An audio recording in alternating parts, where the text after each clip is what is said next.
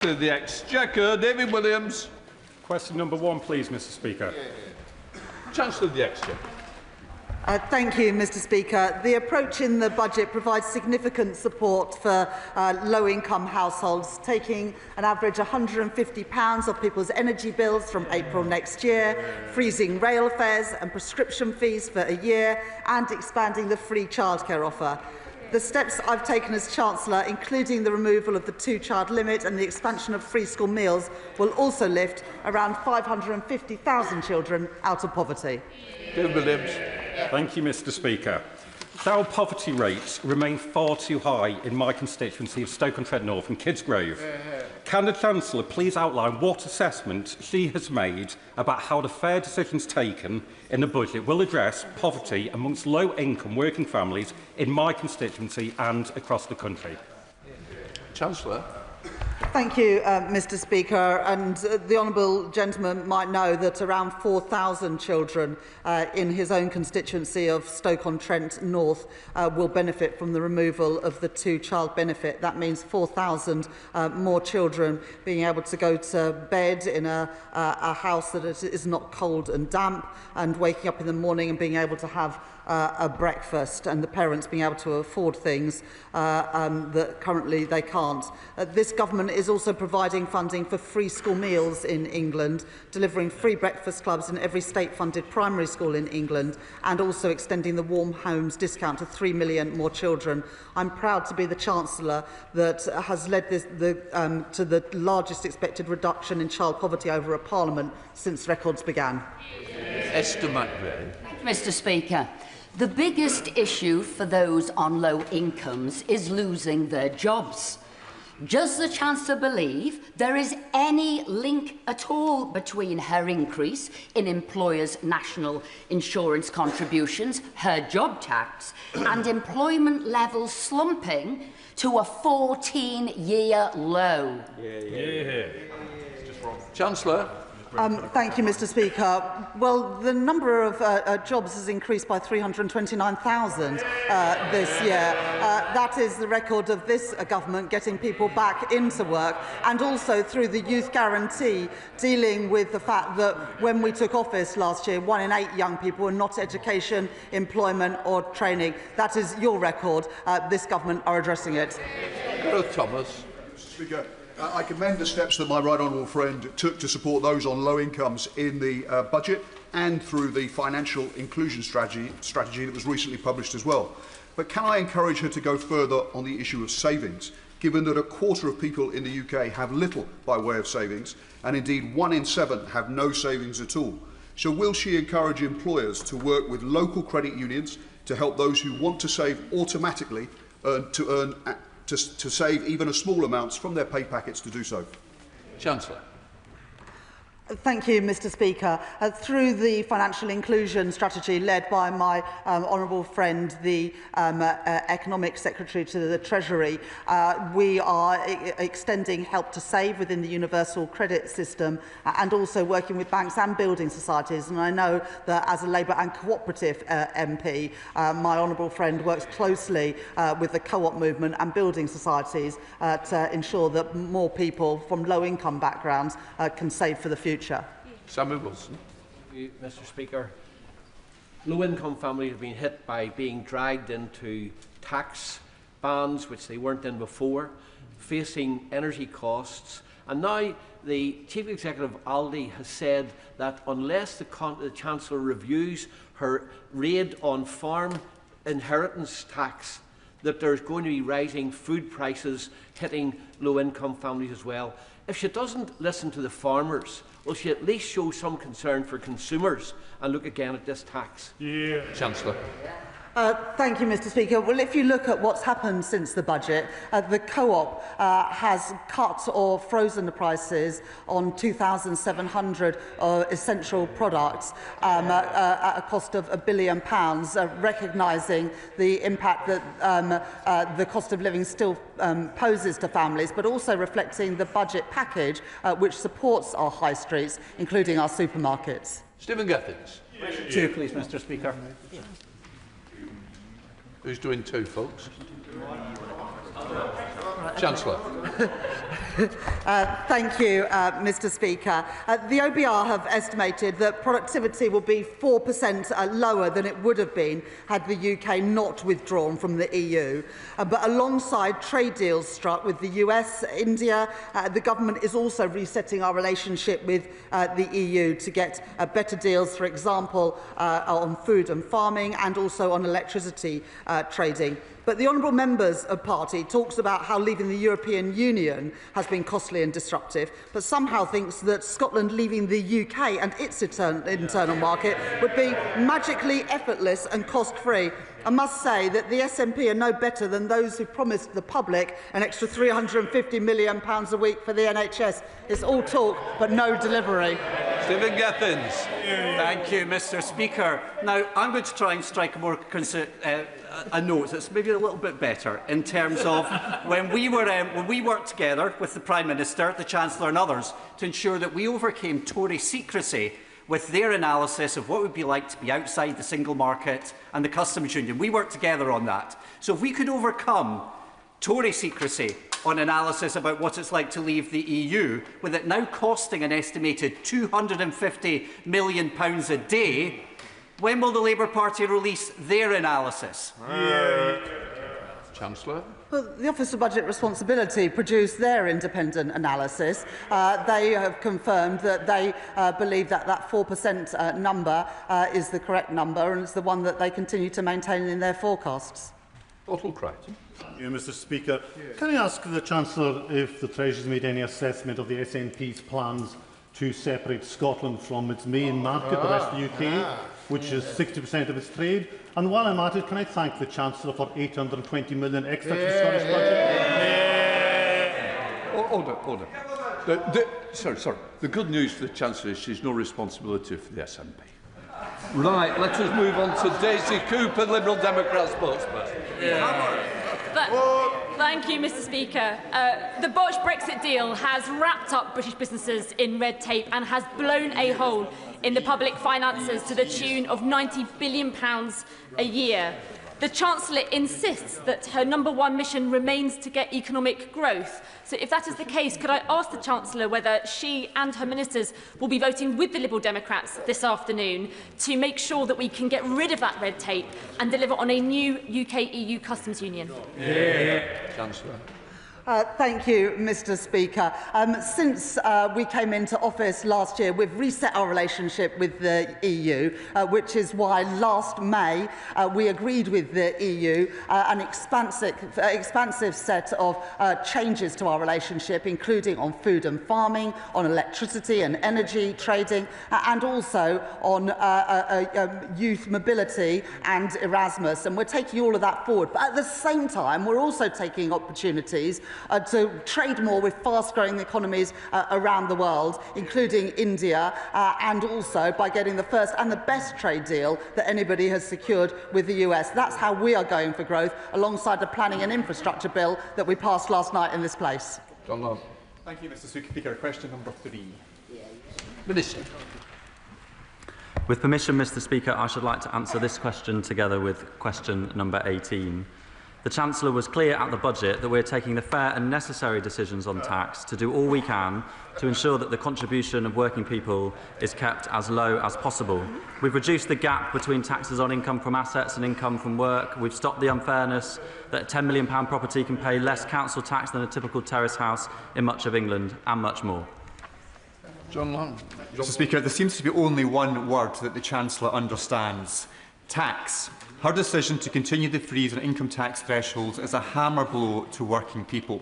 In fact, even one of the Chancellor's favourite unions, Unison, has said that freezing personal income tax thresholds disproportionately impacts lower and middle income workers.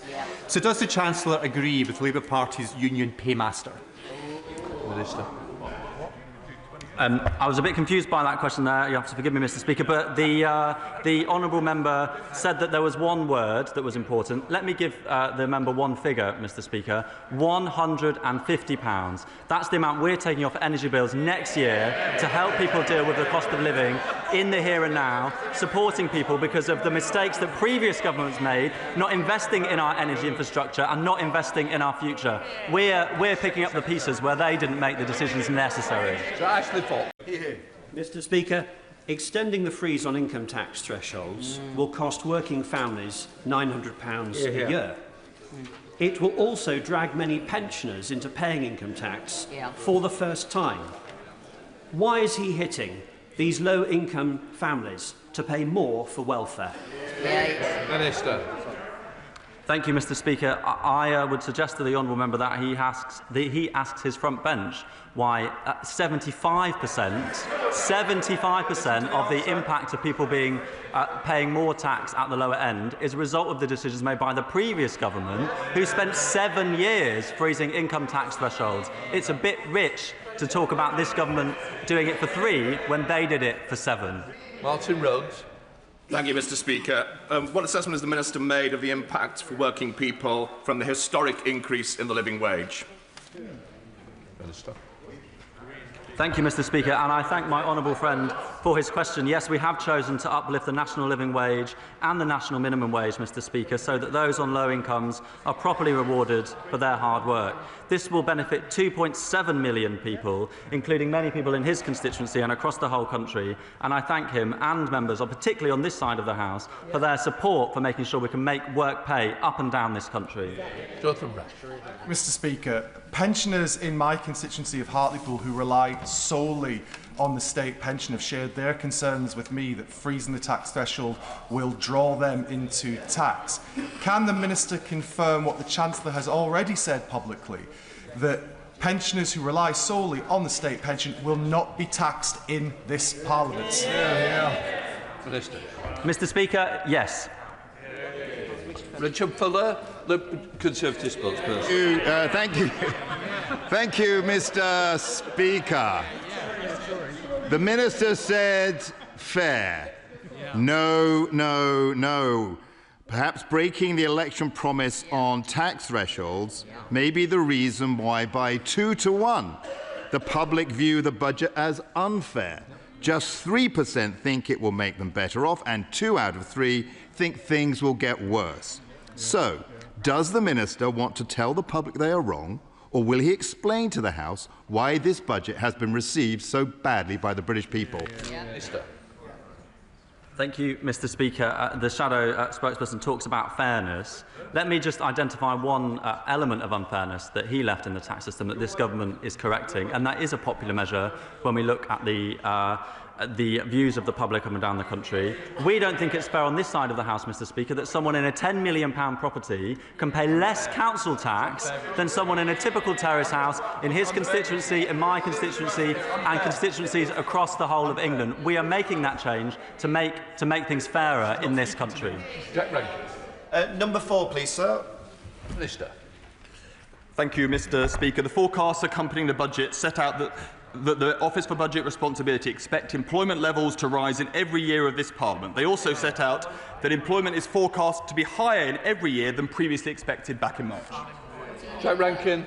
1 million young people not in work, education or training and 2.8 million out of work on long-term sickness benefits is both a financial catastrophe and a moral failure. The Prime Minister has rightly said it is his moral mission to get young people into work, but how does he square this with 2 budgets that have hiked taxes on working people by £66 billion whilst giving a pay rise to those on benefits? Minister. Thank you, Mr. Speaker. The honourable member is right to call those things a moral and an economic disgrace. Do you know who created them? The party opposite. Who saw a 50% in neat numbers? The party opposite. Who created the benefit system that is failing today? The party opposite. Who failed to reform the benefit system? The party opposite. Katrina Murray. This is number 5, Mr. Speaker. Minister. Mr. Speaker, we published the Financial Inclusion Strategy last month, outlining ambitious measures that will improve financial inclusion right across this country. I am very grateful to my honourable friend for her advocacy on this issue through the APPG for debt and financial inclusion. And in line with the priorities outlined by that APPG, the strategy champions inclusive design to make products more accessible, increases debt advice capacity and supports financial independence for survivors of economic abuse. Katrina Murray. Thank you, Mr Speaker, and I welcome the Minister's response. I am a long-standing member of the NHS Credit Union, which is one of the credit unions affected by the withdrawal of the Family Protection Plan by C Mutual on the 30th of November. Policyholders over the age of 70 who have paid premiums well in excess of what they would have expected to have paid out have been left in the lurch with no alternative provision given. I thank the Minister for what she has done so far in pursuing peace of mind for those who have tried to do the right thing and planned for their funerals. But in the interim, can I ask the Minister to bring all the stakeholders to the table to try and reach a solution that benefits particularly those policyholders? Mr Speaker, as my honourable friend knows, I have been very sorry to hear the difficulties of those affected by the withdrawal of this product, and I want to pay tribute to her for all of her efforts, and indeed those of her other colleagues as well, who are doing everything possible to assist constituents on this. My officials are monitoring this matter very closely, and we are encouraging anyone with information relevant to the FCA's investigation to go straight to the FCA. However, Mr Speaker, I would be more than happy to do as she suggests and get stakeholders together. Tim Farron.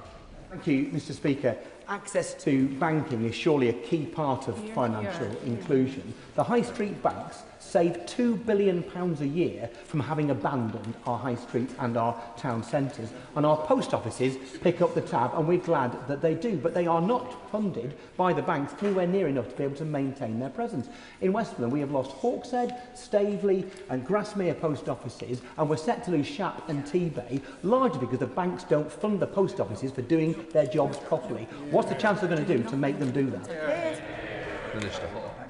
Mr Speaker, I thank the honourable member for his question. We very much understand the importance of in-person banking, including to rural communities and indeed beautiful communities like that he represents. But that's exactly why we're committed to rolling out 350 banking hubs right across the UK by the end of this Parliament. Over 240 hubs have been announced so far, and more than 190 are already open. Garnish, Shadow Minister. Thank you very much, Mr Speaker.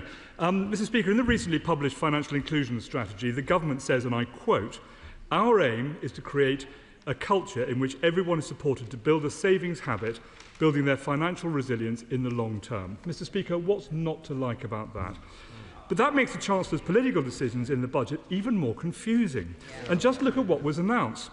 Reducing the cash ISA limit to £12,000, scrapping a lifetime ISA, capping salary sacrifice schemes at £2,000, increasing tax on dividends by 2 percentage points, increasing savings income tax by 2 percentage points, freezing the repayment thresholds for student loans, freezing income tax thresholds for working people, freezing personal allowances thresholds for pensioners. No, please, just sit down. No, don't challenge me. It's not a good idea. I'm just going to say, we did do quite a few days on the budget. I think we can all quite remember every point you're making. Is there anything you'd like to add? If you've carried on the list, forget it. Minister.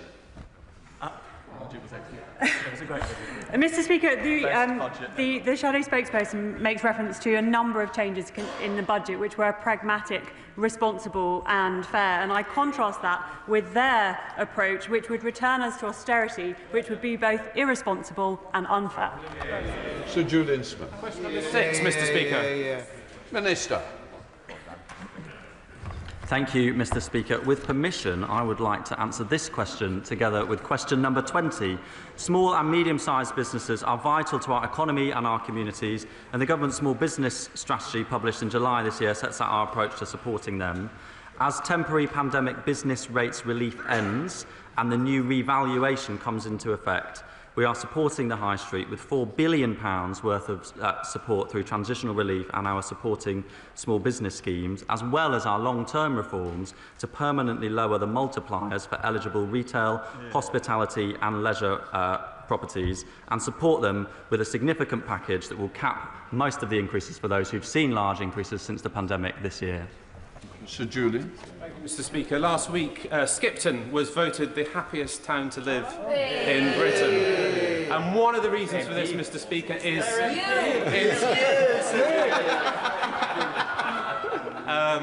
its hospitality sector. And that hospitality sector, through COVID and then through energy cost rises and then NI and other challenges, is facing massive challenges. can I urge the government to look again at the issue of reliefs and multipliers, because over the weekend there have been so many pubs and hotels raising with me the fact they're not going to invest. We need the growth, we need the jobs. Can they just look at how they make things easier for the pub and hospitality industry? Yeah. Thank you, Mr. Speaker. I think if I had such a charming Member of Parliament, I would also be as happy as his constituents in Skipton. I thank him for his question. Look, we considered the support really carefully in advance of the budget decisions that were announced last month. There is a challenge that the revaluation that was instigated by the previous government, is carried out independently by the Valuation Office Agency, does mean that some businesses have seen their values increase significantly since the pandemic. That's why this government is putting in £4 billion of support over the coming years, with around half of that coming next year to support businesses. Many will see their increases capped, Mr. Speaker, at either £800 or 15%. We do think that that support is going to provide significant help to those businesses, as well as the underlying reform that we're making to the system, Mr. Speaker, to rebalance the system in favour of the high street. We're Hobarts. Another example where the numbers simply do not stack up. Mr. B's independent bookshop in Bath will see their business rates will rise by over 70% after factoring in changes to rateable value. These changes were packaged as a move away from short-term fixes, yet vital discounts have been scrapped and replaced with less generous support and an unclear transitional relief system. How can he justify such a stark increase in business rates and really challenge our cherished bookshops? We have got 3 of them in Bath that we so like to have in Bath and want to support. Thank you, Mr. Speaker. I think it's really important for all of us to make sure that we're communicating to the small businesses in our constituency, as I was doing this weekend, that there is a difference between the increase in the rateable value, and it may be that the business that she's referring to, and I like all good small independent bookshops myself, has seen a large increase in its value since the pandemic. But precisely because that has happened in some cases, we are implementing a very significant support package this year that will mean that no business that has a rateable value of less than £100,000 will see an increase in its bills of more than either 15% or £800. There's a bit of a technical detail there, which I'd be happy to go into with the member. But the important thing is there are significant protections in place this year on bills, even if rateable values have increased significantly since the pandemic. Lewis. Speaker, in Norwich there's a saying, there's a church for every Sunday and a pub for every day of the week. After 14 years of austerity, that's reduced down a lot lower. I think after this budget, I have many pub landlords, small and medium-sized businesses who tell me that we're not going far enough, that actually many of them will go under. They need more support, they need it soon, and if these changes go through, I fear that Norwich will not have that saying at all. We'll have hardly any pubs at all. And the point I will make is this: can we not put more of the burden on the pub companies, the big corporations who should be paying their fair share, rather than the small and medium-sized businesses and the small pub landlords who can't pay what's coming at them? Have gone. Come on, Minister. Thank you, Mr. Speaker. One of the things that we have announced at the budget is a rebalancing in the system away from those properties that have large rateable values towards the small businesses on our high street. That's worth almost £1 billion, that shift from the large to the smaller properties, supporting them within the business rate system as part of our work to reform business rates to support our high street. Ruth Cadbury. Thank you very much, Mr. Speaker. I also welcome the government's support for our high streets and also the consultation that the Treasury launched on the 25th of November around the business rate system. But it's not just high streets that are suffering until now. Under the current system, major transport infrastructure owners face crippling bills. Eurotunnel face a tripling of their business rate valuation from 2017 to now. So they have cancelled investment in their international international freight hubs. And under the current system, Heathrow Airport's business rates bill currently will increase by millions of pounds. So will the Treasury's consultation on the 25th of November give transparency and predictability? Order. I think we've got to get it. I think it's the hospitality sector that might be using the rail industry somewhere with the freight, so I'm sure we can get something in there. Thank you.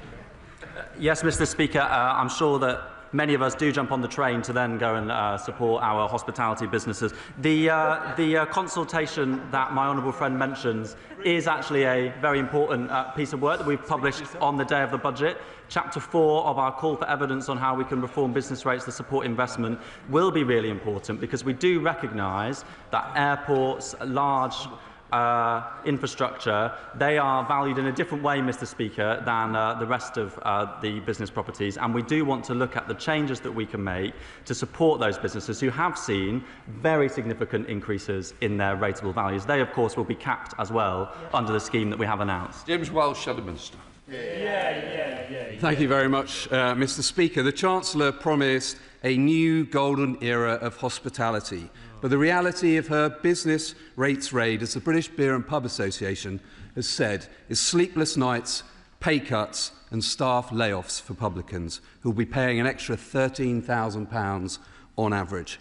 Why did the Chancellor last week tell businesses their taxes were going down when they're going up? And will she think again and change the multipliers? Minister. Thank you, Mr. Speaker. The multipliers are a product of the change in the valuation, and they did come down, and then we brought them down even further for RHL businesses. I would say to the honourable member that without intervention this year, the bills paid by pubs would have increased by 45% as a result of the increase in value since the pandemic. Because of the significant intervention that this government is making this year, they were going up by 4%. That is the impact of the changes that this government has made. Daisy Cooper, Liberal Democrat spokesman. Thank you, Mr. Speaker. High street hospitality businesses are on a knife edge, and this is a disaster in the making. The government says that it has rebalanced business rates, but that is not the case.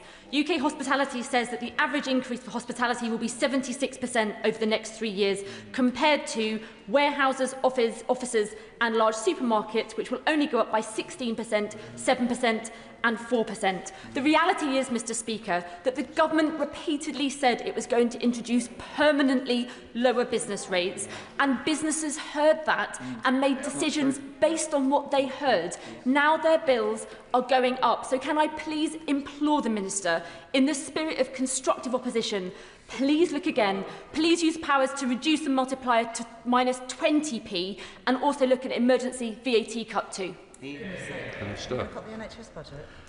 Thank you, Mr. Speaker. Look, we have set out our plans to reduce the multipliers for retail, hospitality and leisure properties. That is a rebalancing in the system. It does mean that they face the lowest tax rate, particularly the smallest RHL properties, in the system than since 1991. At the same time, there is she shakes her head, but the tax rate is the lowest it has been since 1991. At the same time, Mr. Speaker, because of the unwinding of the reduction in values going into the pandemic, that are now, because we're seeing a recovery, because businesses are bouncing back and their properties are worth more, there has been an increase in the values, and we're spending £2 billion this year capping those increases at either 5 or 15% for many of the businesses up and down the country. Question number 7, Mr. Speaker. Chancellor. Thank you, Mr. Speaker. Transport costs represent 14% of household spending, and so the government took the decisive action in the budget to freeze all regulated rail fares in England for 1 year from March 2026. That is the first time in 30 years that has happened. Thank you, Mr. Speaker, and I'd like to thank the Chancellor and the Transport Secretary for freezing rail fares next month, which will help ease commuting costs, especially for constituents in mine using Stevenage and Nebworth stations. However, affordability alone is only part of the railway jigsaw. Regeneration schemes like Stevenage Station Gateway, supported by the Government's Towns Fund, are part of a wider £1 billion regeneration programme for our town, and that's a real opportunity to modernise transport hubs and improve connectivity, help commuters get to work more easily.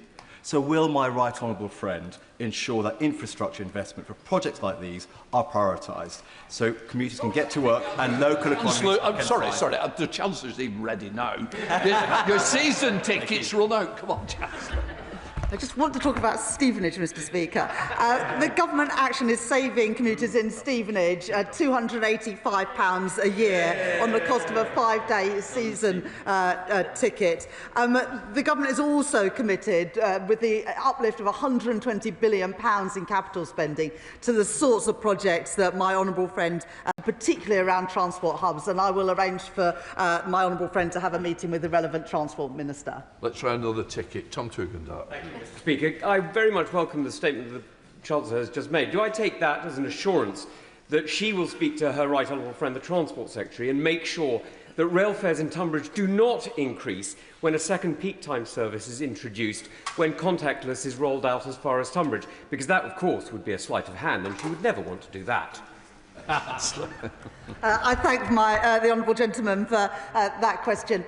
In Tunbridge as well, regulated fares will be capped, will be frozen for a year from March next year. I know that many of his constituents commute into central London every day, and that will mean that people in Tunbridge and in all of our constituencies, if they commute, will have a bit more money in their pockets. Jack Abbott. Question number 8, Mr Speaker. Minister. With permission, Mr Speaker, I should like to answer questions 8 and 13 together. The recent budget backs British innovation and aspiration by supporting businesses to start, scale and list in the UK. We've put in place a 3-year listing tax relief for firms that list here, and we're expanding enterprise tax reliefs to incentivise investment in scaling firms. This means more jobs, more growth and more British companies competing globally. Jack Abbott. Mr Speaker, over the last 18 months I've been working hard to drive investment into my town, county and region, and was proud to unveil the East of England's £4 billion investment prospectus at UK Reef earlier this year. However, I'm also keen to encourage our own homegrown entrepreneurs in Ipswich and Suffolk so we can better support innovative and high-growth businesses. So could the Minister outline how the 3-year stamp duty exemption on shares, alongside other measures in the budget, will seek to do this? Minister. Mr Speaker, at budget we introduced the UK listing relief, which incentivises companies to list in the UK. The UK raised more equity capital in 2024 than the next 3 European exchanges combined, and I look forward to seeing the brilliant entrepreneurs in my honourable friend's constituency benefit from these deep pools of capital. John Slinger. Mr Speaker, in my constituency I can combine rugby and gin. So I'm grateful to the Chancellor for the measures in her budget to help the hospitality trade and small businesses. But following my visit to family-owned rugby distillery, branded and flavoured around the game, could I ask what steps her department could try to level the playing field, such as extending small producer relief to above the 8.5 ABB limit, 8.5%? Because small-scale producers find it harder to compete fairly with big producers, and we must help them tackle their challenges and convert their entrepreneurial spirit into greater success. Minister. Mr Speaker, as someone who enjoys both rugby and gin, sometimes both at the same time, I pay tribute to my honourable friend's support for the businesses in his constituency. To support spirits producers, the government has put in place a range of measures, and as a small producer relief, I know that the Exchequer Secretary is open to the evidence of the operation of the new system. And I should add that the government plans to evaluate the reforms in late 26, 3 years after they took effect. I presume you mean rugby league as well. Sir Roger again. Thank you, Mr Speaker. In East Kent, there is an entrepreneurial chain of coffee bars, 25 coffee bars, employing young people who otherwise would probably be unemployed. The profit margin on those 25 coffee bars for the last year was £12. The hospitality industry is on its knees. Will the Chancellor recognise the need to cut VAT on hospitality to 10%? Minister. Mr Speaker, we are putting in place a support package, as has been already covered by my colleagues, a £4 billion worth of support package, and we are continuing to engage with the hospitality sector. I should also add, Mr Speaker, that we're easing licensing to help venues offer pavement drinks and one-off events as well. Glenn. Thank you, Mr Speaker. I welcome the changes to the listings review, but would the Minister look at what's happening with R&D tax credits and the efficiency of the delivery of those tax credits? Because before businesses can get to listing, they are struggling when that doesn't work well enough. Minister. Mr Speaker, I'm grateful to the honourable member for his question, as I always am. I think we are doing an awful lot, Mr Speaker, including many measures announced at budget to support R&D in this country, including an additional £7 billion into specific areas within the industrial strategy. Ewan Steinback. Speaker, question number 9. Minister. Mr Speaker, as my honourable friend will know, last year the government signed a £100 million Falkirk and Grangemouth growth deal with the Scottish Government. At the budget this year, we further recognise Grangemouth's centuries of history as a key UK industrial site by announcing additional investment of up to £14.5 million to support industrial projects that can create jobs.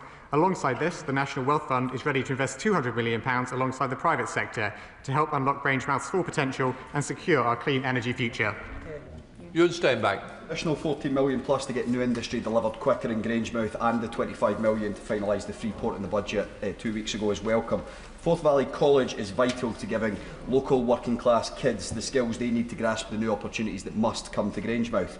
But it has been failed by the SNP Scottish Government's staggering 20% cut to colleges since 2021, and Alloa campus now faces closure. Will the Minister consider stepping in with direct skills support for this vital college? Minister. Mr Speaker, education and skills policy, including the funding and operation of colleges, is fully devolved to the Scottish Government, and that means it is for Scottish ministers to decide how to support Forth Valley College with the overall settlement. Now, Mr Speaker, as my honourable friend will know, the spending review provided the Scottish Government with their largest settlement in real terms since devolution in 1998, and the budget provided an additional £820 million for Scotland through the Barnett formula. Mr Speaker, we will be campaigning in the months ahead to make sure decisions about how to invest that funding in Scotland's future are taken by Anna Sarwar and a Scottish Labour government. Thank you, Mr Speaker. The challenges that they experience in the businesses of Forth Valley is the highest industrial energy prices in the G7. It's Labour's farm tax, Labour's family business tax, Labour's £26 billion raid on the cost of employing people, and Labour's fiscal drag on everybody earning, the Potemkin support for Grangemouth, the ambivalence to Mossmoran, and the unfunding of the Acorn project. How long does the Chancellor think Scotland should put up with this chaos from Westminster? Minister. Mr Speaker, he's very happy to criticise tax decisions taken by this government. But where does he think the largest spending review settlement since devolution began came from? Where does he think the £820 million announced at the autumn budget came from? He needs to support tax decisions that we take if he wants the investment to go into Scotland. Liam Conlon. Question number 10, Mr Speaker. Minister. Sorry, Mr Speaker. With permission, Mr Speaker, I would like to answer this question with question number 19. Mr Speaker, the Spending Review 2025 provided record investment in the NHS, including the largest ever health capital budget. That investment has enabled a reduction in waiting lists of 230,000 with an extra 5.2 million NHS appointments. At Autumn Budget 2025, the Chancellor protected NHS investment by allowing it to retain and reinvest efficiency savings in 28-29, as well as making available upfront funding to abolish NHS England, a move that will unlock £1 billion in savings by the end of the Parliament, which can instead be used to support frontline care. For his response. When I was in sixth form, I became one of the, at the end of the last Labour government, I became one of the youngest people in Britain to have a hip replacement. And I will always be grateful to the incredible NHS staff who cared for me. But between 2011 and 2024, because of savage Tory cuts, the waiting list for hip replacements at King's College Hospital Trust, which serves my constituency of Beckenham and Penge, more than doubled. The Tories left thousands of people waiting months on end. With thanks to record investment from this Labour government, those waiting lists starting to fall. Will the Minister commit to continue this investment in the NHS? Excellent. Well, Mr. Speaker, I thank my honourable friend for his question, and like him, I will always be grateful to the incredible NHS staff who got me back fighting strong after I was diagnosed with a neuromuscular condition in my 20s. Mr. Speaker, people across the country have stories like ours, and that is because we all depend on the NHS. And that is why it is such a priority for us as a government to invest in our health service, to get it back on its feet, and to build an NHS that is fit for the future. Sam Nopper. Thank you, Mr. Speaker. Can I thank the Chancellor for investing in our community care? In Stroud, the two beating hearts of our community are GP surgeries and our village pubs, which actually provide and reduce social isolation. So today, the publicans are all meeting in Stroud Brewery discussing the impacts of business rates. So could I invite the Minister to perhaps discuss with a pint, over a pint, how we can help our pub landlords? But there we are. Minister. Well, I thank my honourable friend for his question. He's right to point to the role that pubs play in the heart of local communities, so I assume the pub and Jesus are separate in the example that he gave there. Mr. Speaker, as my honourable friend, the Exchequer Secretary, set out earlier, we're in a situation where temporary pandemic business rates relief is coming to an end, and the new revaluation, which is post-pandemic, comes into effect. In that context, we're supporting the high street, including pubs, with permanently lower tax rates for eligible retail, hospitality and leisure, as well as a support package that means most properties seeing increases will see them capped at 15% or less next year, or £800 for the smallest. Blackman. One of the challenges the NHS faces is dealing with people that are street homeless and then have to go into hospital, obviously, for treatment. They're then discharged, and it's almost like a rotating saw, unfortunately. What is needed now is targeted funding to make sure that the NHS discharges people into somewhere they have a safe place to live. Will the Minister take that challenge up, particularly at this time of year? Minister. Well, I thank the honourable member for his question, and he's absolutely right to point to the fact that people showing up in hospital can often reflect other social issues, whether that be homelessness, child poverty, or other challenges that people face. As a government, we take tackling homelessness, by which I mean temporary accommodation and rough sleeping, incredibly seriously, and we'll be publishing a homelessness strategy shortly. Mr. Speaker, Ashford and St Peter's Hospital, which serves my Woking constituency, has an £80 million repair backlog. When will the government allocate sufficient funding to fix our crumbling hospitals, including at Ashford and St Peter's? Minister. Well, Mr. Speaker, as the honourable gentleman will know, the coalition government, which his party was part of, slashed capital investment in our health service. We've restored capital investment in our health service, which is critical to getting it back on its feet. And I hope that if he is making the request for greater investment in the NHS, he will change his mind and correct the record and support the tax changes we made to make that possible. John Mill. Question number 11, Mr. Speaker. Minister. Me again. Mr. Speaker, growth is the #1 mission of this government, and we are committed to unlocking growth in every corner of this country. We have committed £2.7 billion per year to support sustainable farming, £2.3 billion of transport funding for places beyond city regions through the local transport grant, and more than £1.9 billion for gigabit broadband and 4G connectivity. This funding will help tackle key blockers to growth in rural areas, helping to unlock the opportunities and benefits of growth for people right across the UK. John Mill. Thank you, Mr. Speaker. Later today, I'll be chairing a meeting of the APPG for rural business, which has a focus on generating rural growth. If we could push rural productivity closer to Western European averages, it would fix the government's budgetary black hole all by itself. So will the Minister agree to set a measurable target for increasing rural productivity so we can hold the government to account on progress? Minister. Well, Mr. Speaker, I welcome the honourable gentleman for drawing attention to the importance of productivity in the UK economy and our prospects for growth, because as we know, Mr. Speaker, the Office of Budget Responsibility reviewed the productivity impacts of the previous government's record in office, and they found that the decisions the previous government had taken over their 14 years meant we had a £16 billion revenue hit at public finances over this in the target year of the scorecard. Now, Mr. Speaker, we know that that means productivity has been downgraded as a result of decisions taken by the previous government, but that gives us an opportunity. It gives us an opportunity not to be held back by the failures of the previous government and to exceed those forecasts in the future. Noah Law. Thank you, Mr. Speaker.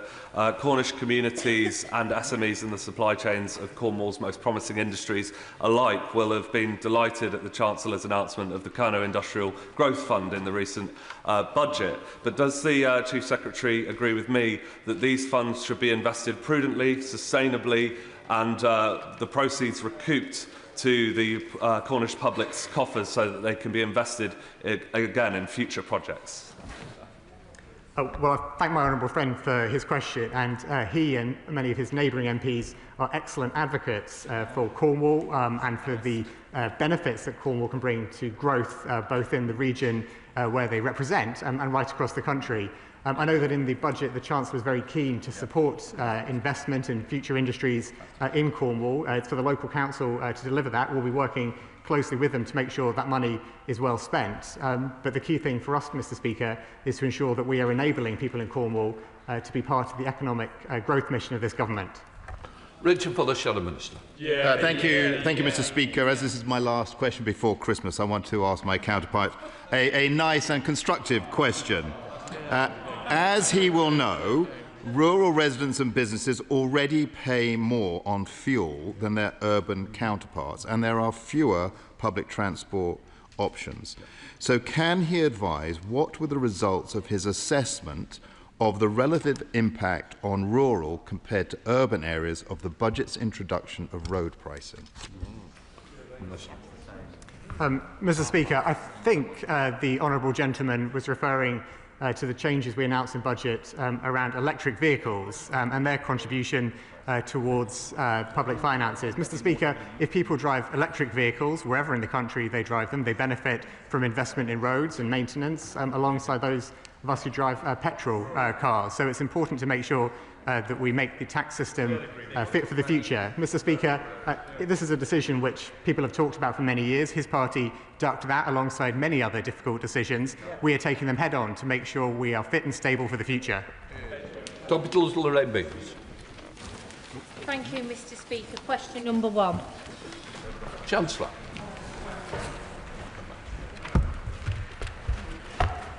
Thank you, Mr. Speaker. COVID fraud and error under the previous government's mismanagement cost the taxpayer £10.9 billion. They played fast and loose with the public purse and left the front doors wide open to fraud. That is why I've appointed a COVID Corruption Commissioner to carry out the independent review. This government is doing everything to recover taxpayers' money. We've already got back around £400 million, with more to come. That money belongs to the British people, in our communities and in our NHS. We welcome the publication of the Commissioner's independent report and we will respond fully in the new year. Thank you, Mr. Speaker. The British people are paying the bill for criminal COVID fraud. Under the Conservatives, waste and corruption exploded and taxpayers' money was stolen. Will the Chancellor make sure that the Labour government continues to go after those who stole from the British taxpayer and make sure we get every penny back? I couldn't agree more with my honourable friend. The previous government failed to protect public money, while this government has generated around £400 million in getting money back. And we all know what happened. The Tories dished out contracts to their friends and their donors, money that never belonged to them. This government will leave no stone unturned because that money belongs to taxpayers, not with cronies or crooks. We come to the Shadow Chancellor, Sir Melstride. Thank you, Mr. Speaker. Mr. Speaker, the process surrounding the budget was utterly chaotic. We had months of damaging speculation, fuelled by briefings and leaks from the Treasury itself. That included briefings on the 14th of November, which moved markets and gave the appearance, at least, of being deliberately inaccurate, which is why we need the FCA to investigate. But can I ask the Chancellor a simple question? Did she at any point authorise or allow confidential details of the budget or the forecast to be briefed to the press? Yes or no? Chancellor. No. Sir Melstride. Mr. Speaker, the OBR's own guidance says, and I quote, The interim rounds are transmitted to the Chancellor in confidence. Yet the Chancellor repeatedly stated before the budget that the OBR had downgraded their productivity forecasts. In her statement in Downing Street on the 4th of November, she said in relation to the OBR's forecast, and I quote, "It is already clear that the productivity performance is weaker than previously thought." Why did the Chancellor breach the confidentiality of the OBR? Chancellor. Well, in the spring statement, the OBR were clear that productivity was coming in lower than forecast, and they were clear that they were reviewing that over the summer. The numbers that the OBR have since published showed that in the final pre-measures forecast, the fiscal headroom was just over £4 billion.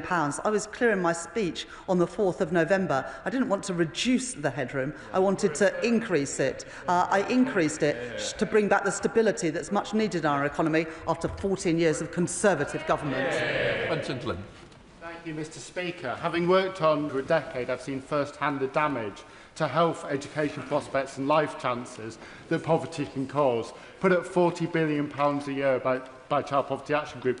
Can the Chancellor assure me that the child poverty strategy will build on the historic budget announcement on the two-child cap and do more to reverse the appalling rise in poverty that we saw from the benches opposite? Minister. Mr. Speaker, the child poverty strategy published last week sets out the steps we are taking to support families now, as well as the building blocks we are putting in place for the long term. We will lift 550,000 children out of poverty, both by removing the two-child limit and through other measures, including the expansion of free school meals. Ashley Forbes. Mr. Speaker, unemployment is higher today than on the day the Chancellor took office. Would you tell the House why that is the case? Chancellor. Well, employment is up since we took office, and part of the reason for the disparity between those numbers is that people who were economically inactive are now seeking work. That's exactly what we want, for people to be seeking work and to get back into work. But there are more jobs in the economy today than when we took office. Thank you, Mr. Speaker. As a former deputy head teacher, I and other school leaders knew of the pressures faced by having to turn libraries into classrooms due to underfunding by the Tories, disproportionately affecting children in our deprived areas. Does the Chancellor agree her £5 million commitment for libraries and books for secondary schools is an example of how increasing opportunity for all children is good for our future economy? Chancellor. Thank you, Mr. Speaker. Well, my honourable friend will know that when I was at secondary school, my school library was turned into a classroom because there were more students than there was space. We have put £10 million into primary schools to get a library at every single primary school in this Parliament. And next year, to celebrate the National Year of Reading, we're putting £5 million into having more books at secondary schools, and I'm really proud to be doing that. Matt Nichols. 110,000 jobs have been lost in the hospitality sector since this government came to office, and 8 pubs are closing every week, but the Chancellor's made it worse. Jonathan at the Devonport has told me that his business rates are set to treble. Does the Chancellor realise that her budget will cost people their jobs, landlords their businesses and communities their pubs? Minister. Let's be clear, nobody's business rate bills are tripling. It's important, as members of Parliament, if we have businesses coming to us to talk about the increases in their rateable values because of the unwinding of the effect of the pandemic, that we are clear on all sides of this House that the government has put in support to make sure that pubs and those who've seen their values go up will not increase next year. If the pub's rateable value is more than £100,000, they'll be capped at a 30% increase. If it's less, they'll be capped at 15% or 800. That's £4 billion of support, Mr. Speaker, that this government is providing. Tom Hayes. Thank you, Mr. Speaker. An independent and effective OBR is critical for our country, but it needs to do better. Why can't the